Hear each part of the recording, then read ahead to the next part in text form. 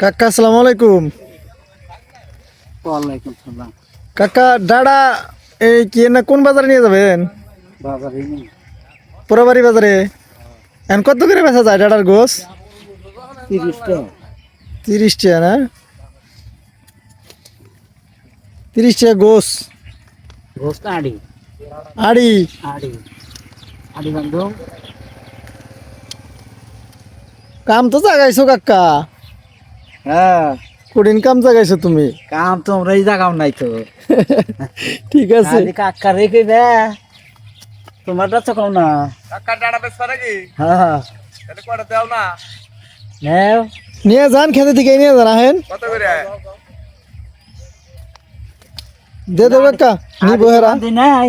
আচ্ছা আড়ি বান্ধে বেছিল 30 টাকা। তাহলে এলো কোন সময় বানবা? বান্ধুম এখন একটু জানে বান্ধুম। আপনাকে টিকটক করবার লাগছে নাকি? হ্যাঁ এই যে বাইরে এই যে আসছে টাঙ্গাইল থেকে ঘুরতে, খেতে থেকে নিব।